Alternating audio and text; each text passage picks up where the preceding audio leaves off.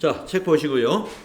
자, 이 시간에는 406페이지 10월 8일 거래 유형상사 거래 내용 계속 연습하겠습니다. 자, 10월 8일 문제 다 같이 봅시다. 사원 김영숙의 출장비로 현금 50만 원을 우선 계산하여 지급하고 출장비 사용 명세서를 받아 출장비를 정산하기로 하였습니다. 그러니까 오늘은 정산하는 게 아니라 출장비를 50만 원을 우선 지급한 거, 김영숙 씨에게 지급한 거, 이 부분에 대해서 회계 처리를 해야 됩니다. 네. 출장비 계산액을 지급하고서 현금으로 지급하고서 우리는 어떻게 회계 처리하느냐? 자, 메모장에다 단정히 써볼게요. 차변에 가지급금입니다. 가지급금. 업무상 직원에게 지급하는 거 전부 가지급금입니다. 근데 업무상 지급하면서 여비교통비도 있을 것이고 복리후생비도 있을 건데 이거 가지급금은 뭐냐? 아직 여기가 뭐냐면 우선 계산하여, 이 말이 뭐냐면 아직 확정되지 않았어요. 이분이 출장 가가지고 얼마를 쓰고 오고 이 50만 원을 또 교통비로 쓸지 또는 접대비로 쓸지 이것이 아직 확정되지 않았어요. 그렇기 때문에 확정되지 않은 업무비의 지급은 가지급금 처리합니다. 그 대신에 가지급금은 거래처를 반드시 사원의 이름으로 코드를 만들어서 걸어줘야 돼요. 그래서 김영숙 50만 원이 자산이 증가하게 됩니다. 아직 비용 처리를 안 했기 때문에 이걸 자산으로 잡아주는 거고요. 대변은 현금으로 지급했죠. 예, 현금 지급했죠. 그러니까 대변의 현금이 50만 원. 그래서 차변 대변으로 입력을 하신다면 여러분이 이처럼 차변에 가지급금 김영숙 50만 원, 대변에 현금 50만 원, 자산 감소, 자산 증가와 자산 감소로 이렇게 차대변으로 하시면 되고, 여러분 전표 입력할 때 좀 더 빠르게 하시려면은 출금으로 해가지고 차변 계정 방문만 가지급금 거래처 김영숙 걸어주시면 되는 겁니다. 자, 출금으로 한번 써보겠습니다. 자, 그러면은 날짜를 10월 8일로 정확하게 입력하시고, 저는 맨 끝에다 지금 입력했습니다. 8일로 입력하시고,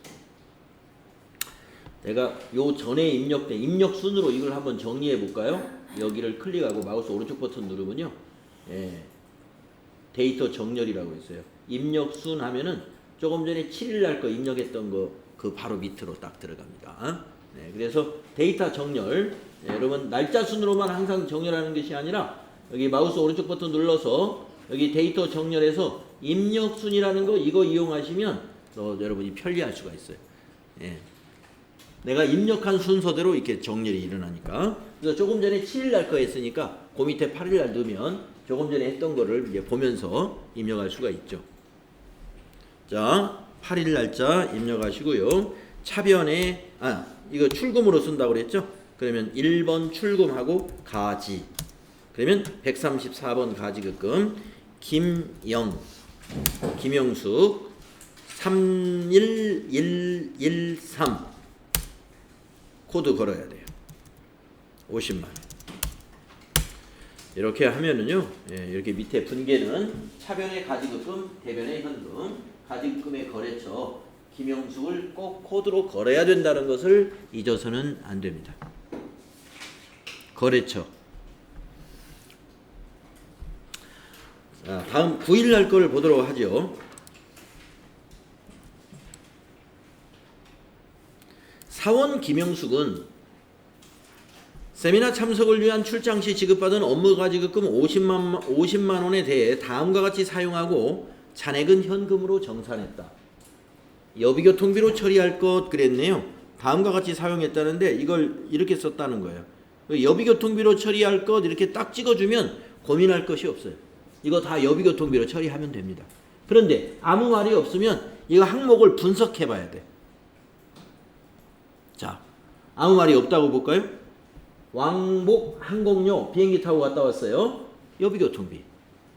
택시요금 여비교통비. 숙박비 여비교통비입니다. 혹시 여기에서 식대가 들어있어도 여비교통비입니다. 식대 복리후생비 아닌가요? 그런 복리후생비 처리하는 식대는 내근할 때 야근 식대 같은 거, 이런 것은 복리후생비예요. 내근할 때 야근 식대. 그런데 출장 가가지고 먹는 식사는 여비교통비로 봅니다. 지방으로 출장 가가지고 먹는 식대, 그거는 복리후생비로 안 봐요. 그거는 여비교통비로 포함시킨다. 그러니까 이거는 뭡니까? 여비교통비로 처리할 것 하지 않더라도 이걸 내용을 파악해가지고 여러분이 여비교통비라는 개정 과목을 찾아낼 수 있어야 돼요. 하나로 처리해야 됩니다. 자, 그러면 다 더해 보니까 얼마 나와요, 이게? 49만 원 나오죠? 그러면 이제 50만 원 가져갔는데 49만 원 썼으니까 만 원은 지금 김영숙 씨 주머니에 있을 거 아닙니까? 그거는 회사에서 어떻게 했냐면 정산하였다. 그 말은 뭐예요? 김영숙 씨가 회사에 입금시켰다. 입금. 그러면 현금이 차변에 와요, 대변에 와요? 예, 차변에 와야죠. 회사가 입금 받았으니까. 예, 그래서 차변에 현금은 만 원이 될 것이고, 차변에 여비교통비가 뭐예요? 비용이잖아요. 비용 발생 차변. 그래서 차변에 여비교통비 49만 원이 될 것이고. 자, 정산을 하려면은 아까 자산 처리했던 이 가지급금을 대변에 적어야죠. 그래서 대변에 50만 원은 가지급금을 털어내는 상계 처리하는 처리를 해야 된다. 자, 깨끗이 써볼게요. 자, 분계장에다 쓸 때는 차변에 현금 만 원 가져왔어요. 비용으로 쓰고 왔어요. 비용 발생 여비교통비라는 비용 개정 과목으로 썼어요. 49만 원을 쓰고 왔어요. 대변 김영숙 씨의 가지급금 상계 처리해야 돼요. 50만 원. 이렇게 분계를 여러분이 쓸 수 있어야 됩니다. 자, 이것을 거래 후 결합관계로도 한번 얘기해 봅시다. 차변의 현금, 자산, 증가. 차변의 여비교통비, 비용, 발생. 대변의 가지급금, 자산, 감소. 그렇죠? 자산의 감소는 대변, 자산의 증가는 차변. 거래 후 판료소에 딱딱 맞잖아요. 비용의 발생은 차변. 비용 발생이 거래 후 판료소의 차변 요소잖아요. 그래서 우리가 모든 회계 처리를 해놓고 보면 거래 후 판료소에 짝짝 맞게 된다는 거예요.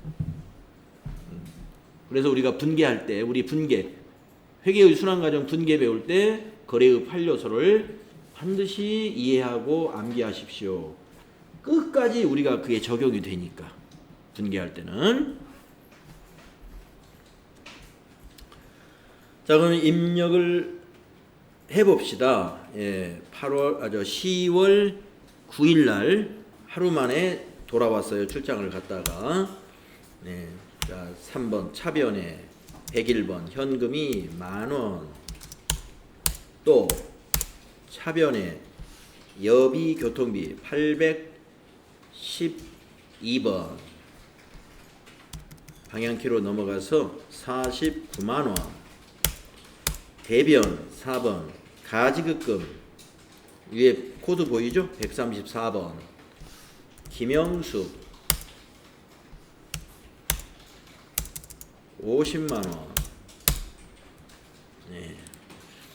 네, 여러분이 실기시험을 위해서는요, 이렇게 전표 때려 넣는 속도도 좀 스피드하게, 그러면서 정확하게.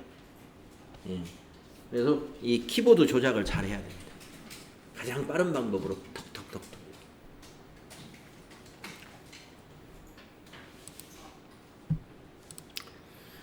자, 그 다음에 10일 날 문제를 볼까요? 영업부 김상진 부장은 10월 7일 제주 출장 시 지급받은 업무 가지급금 40만 원에 대하여 다음과 같이 사용하고 잔액은 현금으로 정산해 주었다. 여비교통비로 처리할 것. 예, 위에 9일날 거래하고 똑같은 문제예요. 자, 숙박비, 여비교통비, 항공료, 여비교통비, 택시요금, 여비교통비 다 더해봅니다. 자, 얼마 나와요? 42만 원에 47만 원 나오네요. 그죠? 예, 계산 정확하고 빠르게 47만 원. 자, 그런데 김상진 부장이 7일날 가져간 돈은 얼마냐면 40만 원만 가져갔어요. 회사 돈을. 그러니까 10월 7일날 가지급금으로 40만 원 잡아놨겠죠. 그러니까 오늘은 아무튼 40만 원 가지급금, 예, 요 가지급금을 대변에 기록해가지고 40만 원 상계시킵니다. 그런데 차변의 비용은 47만 원, 여비교통비가 47만 원 비용 발생해요. 그러면 나머지는 현금으로 정산했다는 것은 김상진 부장한테 회사가 현금을 7만 원을 지급해 줬다 이 말이다. 그래서 회사가 현금을 지급하면 대변의 현금이죠. 그래서 대변의 현금이 7만 원이 돼요. 자, 한번 써볼까요? 자, 메모장에다 깨끗이 쓴다면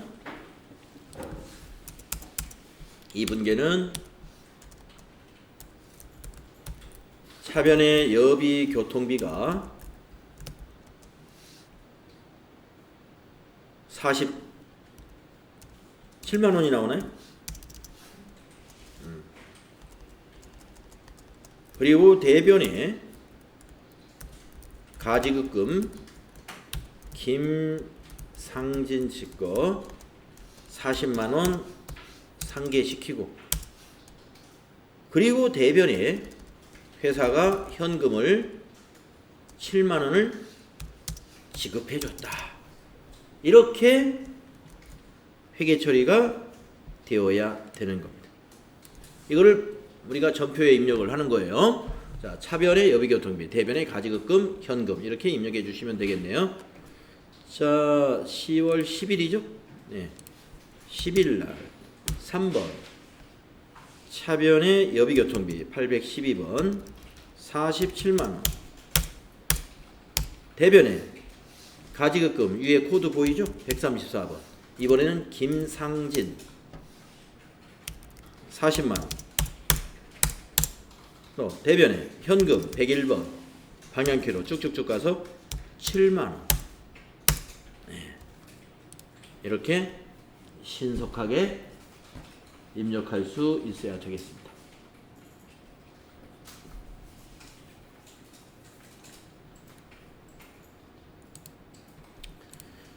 자, 이제 11일 날은 무슨 분계인가요? 11일 거 한번 보겠습니다. 자, 10월 11일 날 현금 출납장의 잔액과 비교하여 실제 현금이 5만 원 부족한데 그 원인을 파악할 수 없어서 원인을 찾을 때까지 현금 과부족으로 처리하기로 했다. 이야, 너무나 힌트를 많이 줬네요. 현금 과부족으로 처리하기로 했다. 그냥 임시계정으로 처리하기로 했다. 이렇게 보통 내야 되겠죠. 현금 과부족으로 처리하기로 했다. 그러면 뭐 현금 과부족 계적값 하나 알려줬잖아요. 네. 자, 그러면 여러분이 현금 과부족을 차변에 쓸 건가 대변에 쓸 건가, 이것이 문제로다 이거예요. 네. 그러면 여러분이 어떻게 판단하냐면, 자 보세요. 장부에 잔액과 비교했더니 현금이 5만 원이 부족하더라. 부족하다는 것은 금고에 돈이 부족했다는 얘기예요. 그러면 장부가 맞은 거예요? 금고가 맞는 거예요? 금고가 맞는 겁니다. 그게 현실이잖아요. 금고가 5만 원이 부족하면 장부에서 5만 원 빼내야 돼요.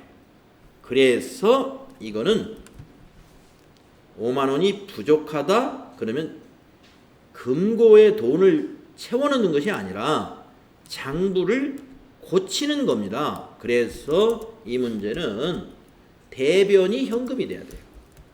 대변이 현금. 5만 원 부족하니까 대변이 현금입니다. 그러면 차변이 뭐냐? 어디로 쓰는지를 아직 몰라요. 그래서 차변이 현금 과부족 5만 원. 이렇게 회계 처리한다는 거예요. 예. 그러니까 여러분이 이 현금 과부족 문제가 나올 때요. 돈이 부족하더라. 그러면 그걸 어디를 맞추냐 이겁니다. 금고를 기준으로 맞춰야 되죠.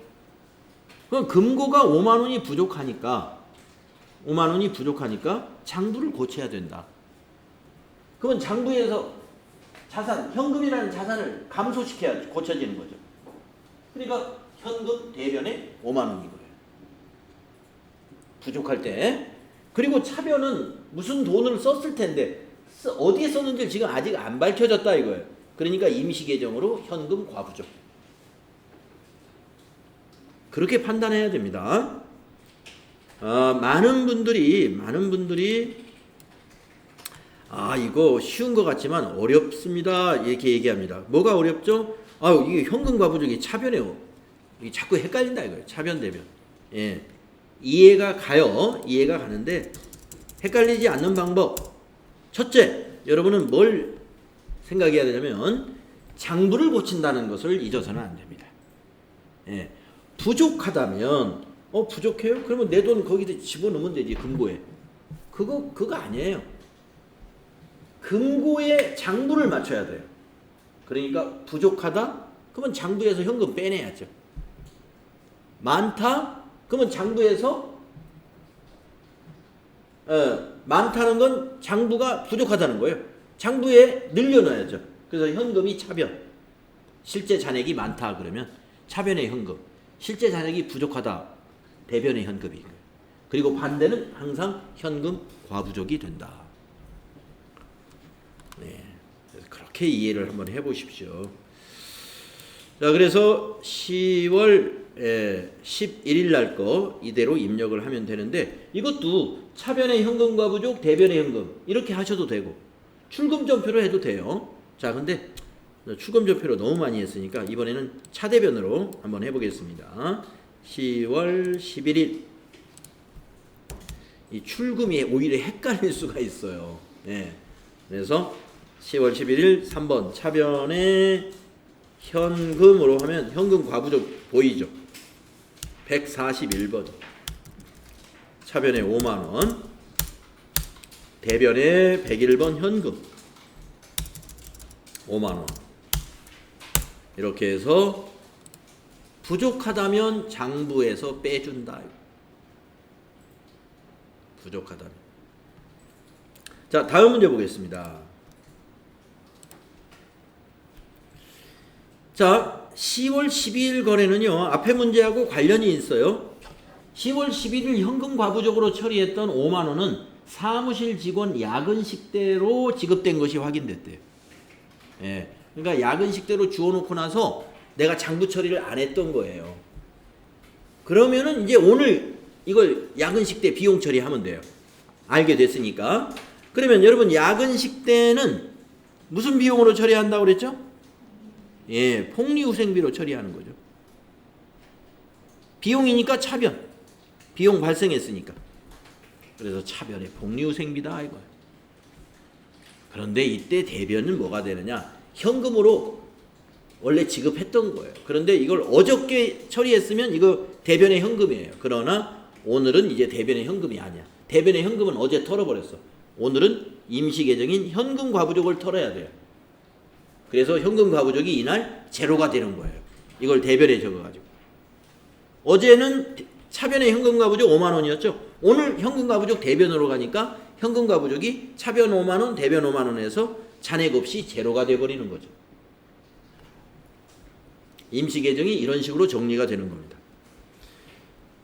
자, 그러면 12일 거 입력을 합시다. 12일 이것도 차변 대변으로 한번 해볼게요. 3번 차변에 811번 복리후생비 5만원 비용 발생. 대변에 어제 처리했다면 대변이 현금인데 오늘은 대변이 현금이 아니에요. 어제 이미 대변에 현금 처리했어요. 그래서 오늘은 현금 과부족을 상계시킨다. 141번 현금과 부족 5만원. 이렇게 흘러가는 겁니다.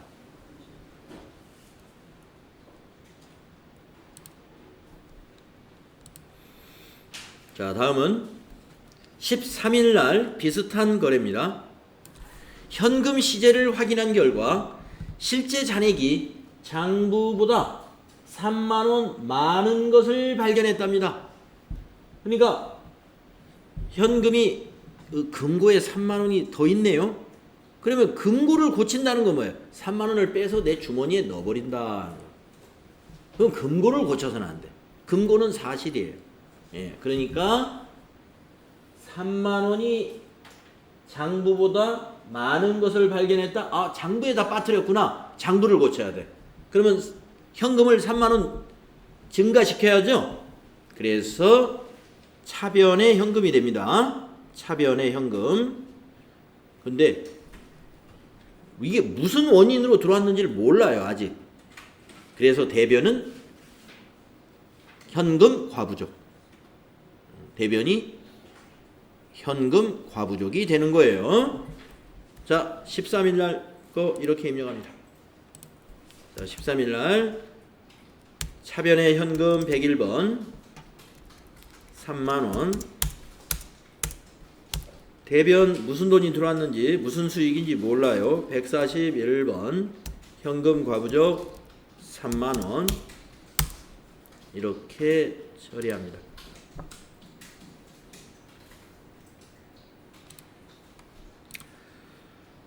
자, 근데 14일은 이제 다른 스토리가 바뀌었어요. 예, 자, 14일 날 14번 9월분 급여 지급 시 징수한 소득세, 지방소득세 22,000원을 서울은행 보통예금 계좌에서 이체하여 납부했다라고 했습니다.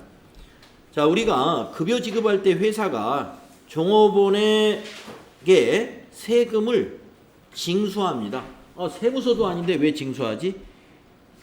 국가는요, 사용인에게 즉 기업주에게 소득세에 대한 근로자의 소득세에 대한 원천 징수 의무를 이행하도록 하고 있어요.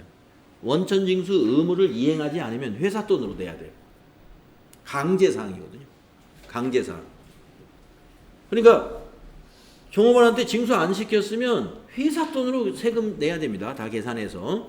그렇기 때문에 종업원에게 우리가 세금을 징수하는 것을 우리가 원천징수라고 그러죠. 원천징수. 자, 이 원천징수한 세금 22,000원을 오늘 소득세 2만원, 지방소득세 2,000원을 오늘 납부했다, 이런 얘기입니다. 뭐 어디에 납부했는지는 여기서는 안 나오니까, 예, 보통 예금에서 이체시켰대요. 그러면 보통 예금이라는 계정 과목을 찾았는데 여기서 이체시켰으니까 보통 예금 여러분 차변에 적을 겁니까? 대변에 적을 겁니까? 네, 대변, 이런 판단이 돼야 돼요. 보통 예금에서 이체 지급했잖아요. 보통 예금 대변이다. 네, 차대변 헷갈리시는 분들 원리를 알고 보면 그렇게 헷갈릴 일이 아니에요. 자, 그러면 이제 차변에 오는 걸 생각해야 돼요. 자, 왜 나갔냐 이거예요. 이 22,000원이 보통 예금에서 대변 나갔는데 그러면 차변을 뭐라고 쓰느냐 하면요. 이거 원천징수할 때 회사가 대변에다가 뭘로 처리했었죠? 예수금으로 부채로 잡아놨었죠? 오늘은 예수금이라는 부채가 감소하는 날이에요. 그래서 차변의 예수금 부채 감소예요. 22,000원 전부 다. 그래서 차변의 예수금 부채 감소 22,000원, 대변의 보통예금 22,000원 자산 감소. 그런데 예수금은 거래처를 평가하지 않지만 보통예금은 거래처를 반드시 서울은행으로 코드 써줘야 된다. 입력하세요. 14일 날 차변의 예수금 부채 감소 22,000원. 대변의 103번 보통예금 서울은행 코드 정확히 걸어주시고 22,000원. 이렇게 하시면 됩니다.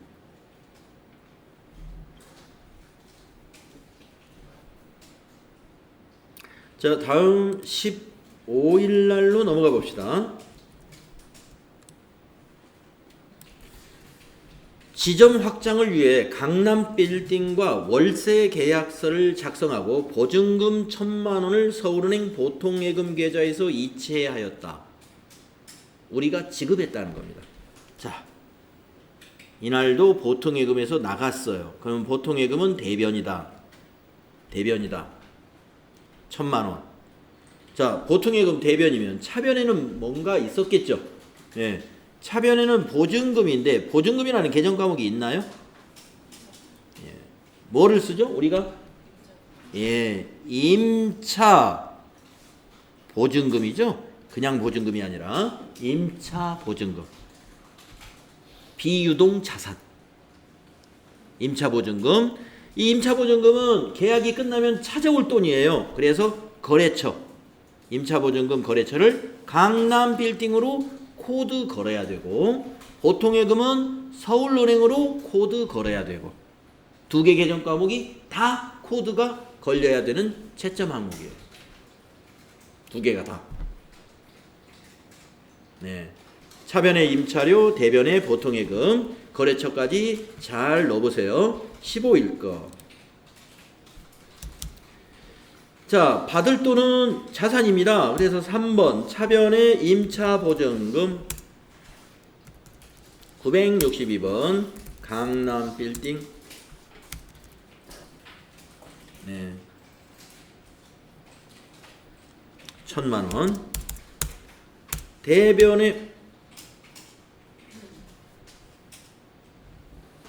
보통예금 103번 서울은행 1,000만 원. 네, 이렇게 회계 처리하시면 돼요.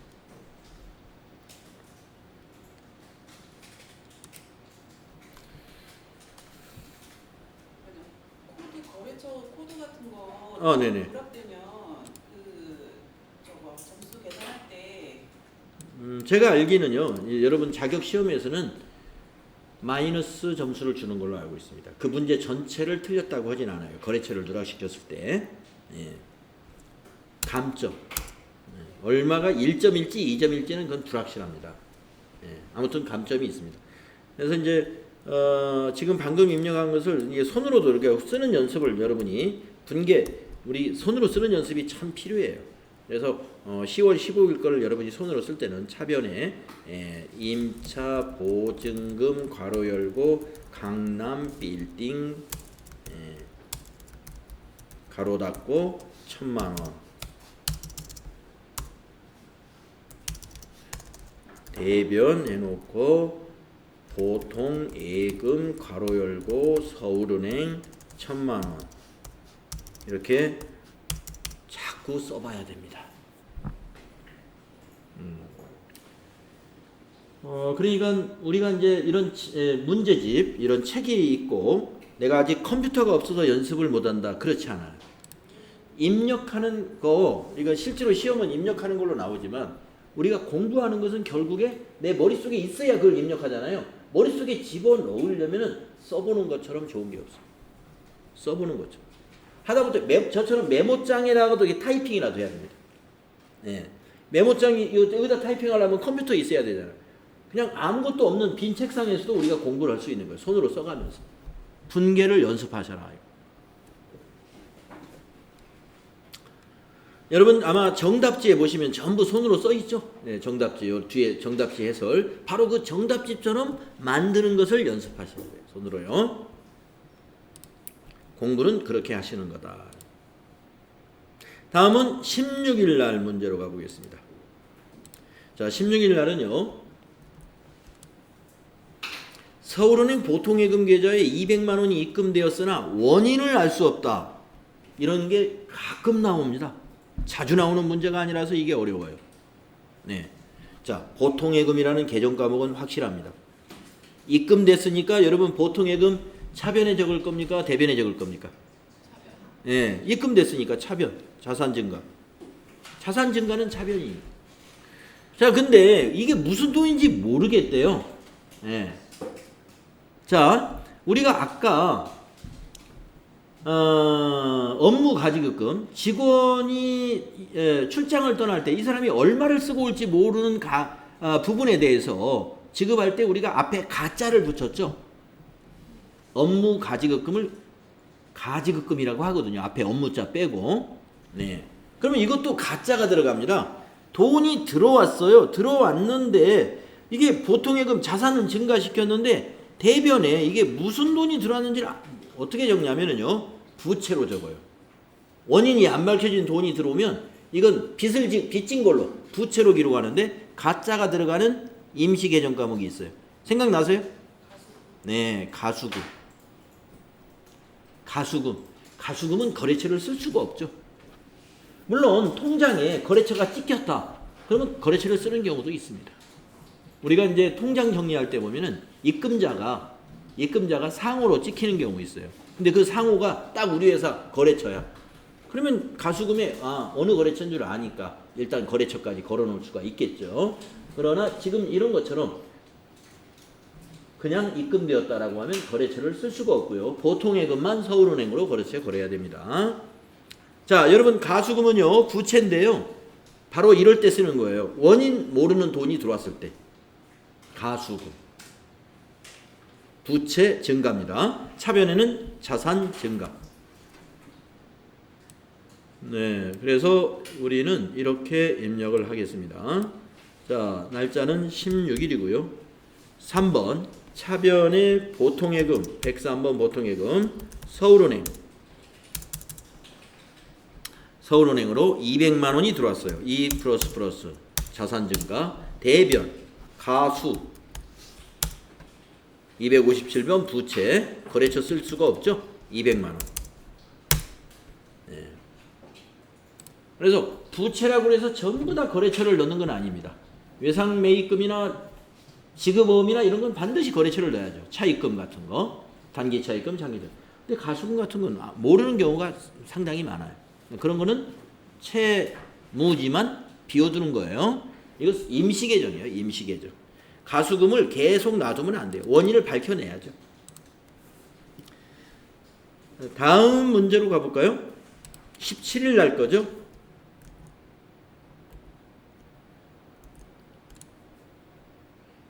보통예금 통장으로 입금된 200만 원은 안동상사 것인데 외상매출금 대금 180하고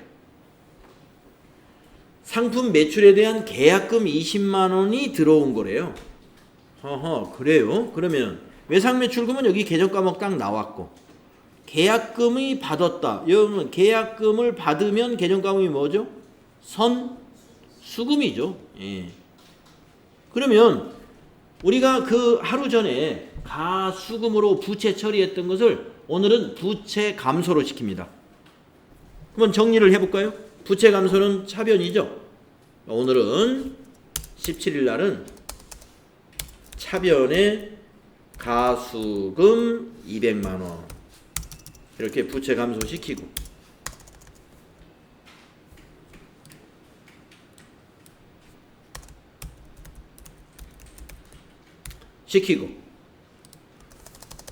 대변 외상 매출금 거래처 안동 상사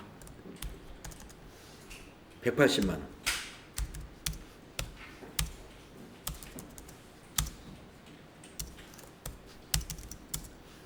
이 180만 원은 자산 감소죠. 외상 매출금이 자산이잖아요. 돈을 받았으니까 감소시켜야죠. 자산 감소. 받기 전에는 자산이지만 오늘 받았기 때문에 자산 감소가 되는 거고. 나머지는 계약금을 받은 거니까 선수금 20만 원. 이제 선수금은 거래처가 반드시 또 필요하죠. 안동 상사 똑같이. 이것이 부채 증가더라 이거. 예. 이러한 회계 처리가 가능해야 되죠. 예. 이렇게 손으로 쓰고 이것이 머릿속에 맴돌고 있어야 전표 입력을 할 수 있게 되는 거죠. 예. 이것이 이제 부채 감소니 뭐니 이런 것을 우리가 거래의 결합관계라 하는데 이거를 자꾸 생각을 해봐야 되는 게 뭐냐면 그래야 가수금을 지금 차변에 넣어야 될지 대변에 기록해야 될지 이 판단을 정확히 한다 이거예요. 예, 가수금 부채 감소. 이거 차변이죠, 차변. 자, 10월 17일 거 보도록 하겠습니다. 입력하도록 하겠습니다. 자, 17일 날 3번 차변의 가수금, 어제는 대변의 가수금이었죠. 257번 200 가수금 상계 처리하고 대변의 108번 외상매출금 안동상사 180만원 자산 감소시키고 또 대변의 선수금 계약금 259번 선수금 안동상사 거래처 꼭 넣어야 돼요. 20만원 부채 증가. 우리가 전표 입력할 때 뭐 부채 증가 이런 걸 쓰는 게 아니죠. 예. 대변의 선수금은 부채 증가를 의미하는 거고 대변의 외상매출금은 자산 감소를 의미하는 것이고 차변의 가수금은 부채 감소를 의미하는 것이다. 그런 얘기죠. 근데 이거 전표 입력할 때 네. 날짜 혹시 잘못 입력했으면 삭제하고 다시 입력 안 하고 뭐 수정할 수 있는 예, 방법이 있죠. 예. 삭제하고 다시 입력하는 것보다 만약에 이게 17일 날이 아니라 만약에 월이 바뀌는 경우 여러분 가끔 있어요. 11월 달 거래인데 내가 너무 급하게 입력하다 보니까 10월 달 전표에다 계속 입력을 했네. 17일 거를. 이날까지는 문제가 10월 달로 나왔어요. 근데 여기서부터 11월 달 문제로 나왔는데 내가 미처 문제를 못 본 거야. 그러면 이거 새로 입력하지 마시고 딱 선택을 합니다. 그래가지고 쭉 위에 보시면 이동이라는 단추가 있어요. 이동. 그래서 이동을 누릅니다. 이렇게. 그러면 이렇게 나옵니다. 전표 이동. 전표 이동 날짜. 자, 월을 바꿔볼게요. 11월 17일이다. 이렇게. 예. 여기다 이동할 날짜를 넣어줘요. 그리고서 밑에 이동. 또 단추가 있죠? 요거 눌러줍니다. 전표를 해당 일자로 성공적으로 이동했습니다. 카드 계좌 사용 여부는 이동되지 않습니다. 이렇게 나왔네요. 네, 확인. 네. 그러면 이거 11월 달로 이동시켜 놓은 거예요. 네, 그러면 다시 10월 달로 가져야 되겠죠? 네, 11월 17일 가보면 여기 이동된 거 보이죠? 네, 전부 선택해요. 이렇게. 해가지고 또 이동.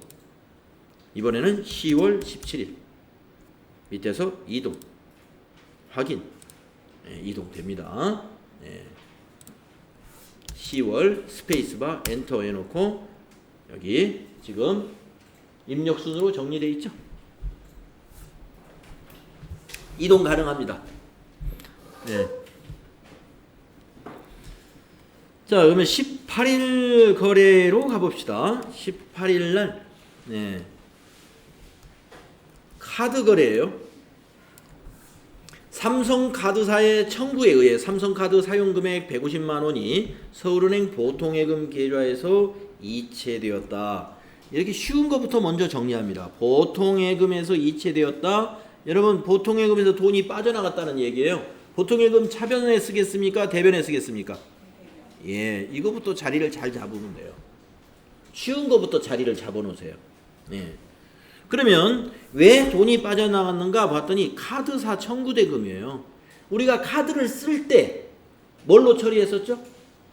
미지급금으로 처리했었죠?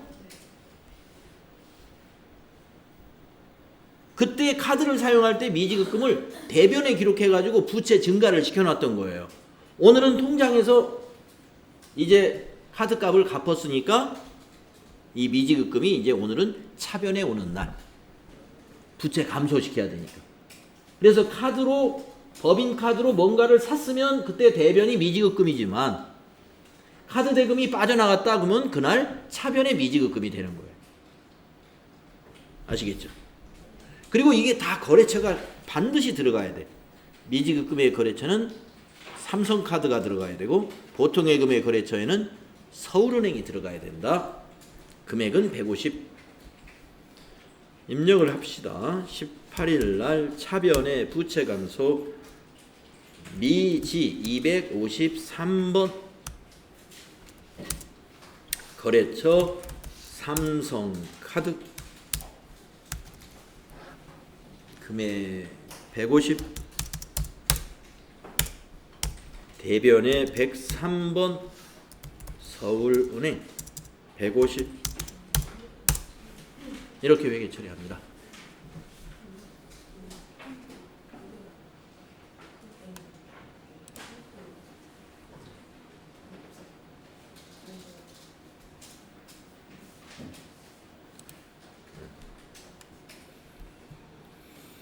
잘 되었나요? 자, 뭐 궁금한 사항이 있으면 말씀하십니다.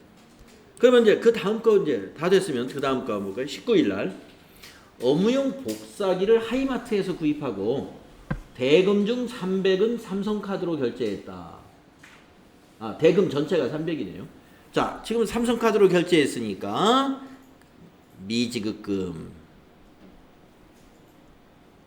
미지급금이에요. 이때 거래처는 하이마트가 아니에요. 미지급금의 거래처는 어디가 돼야 돼요? 예, 삼성카드가 돼야죠.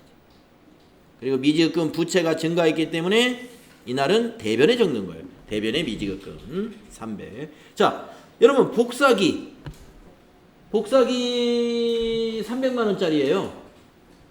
소모품비로 처리하시겠습니까? 비품으로 처리하시겠습니까? 비품입니다. 비품. 여러분 소모품비하고 비품의 차이는요. 비품은 유형자산으로서 감가상각 대상자산이에요. 감가상각. 예. 그러니까 보통 법인에서 100만 원 이상이고요. 1년 이상 내용연수로 예상되는 자산은 감가상각을 합니다. 그래서 이건 비품이라고 해야지 복사기는 비품이고 복사용지는 소모품비입니다. 예. 복사기에 들어가는 토너나 이런 거 소모품비로 처리하지만 복사기를 소모품비로 처리하면 안 돼요. 비품 잡으면 됩니다. 그래서 차변에 이 복사기는 비품이 돼요. 비품이 증가했으니까 차변에 적을 것이다. 자, 19일 거 이렇게 입력합니다. 19일 거 3번 차변에 비품이 되고요. 300만 원.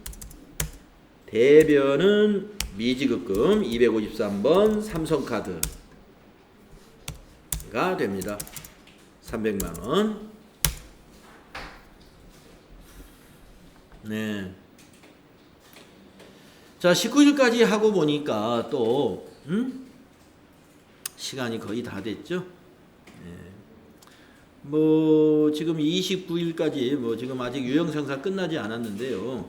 여러분 이제 사실상 수업이 이제 기간으로는 시험 볼 때까지 이제 3주 정도 남았어요. 3주.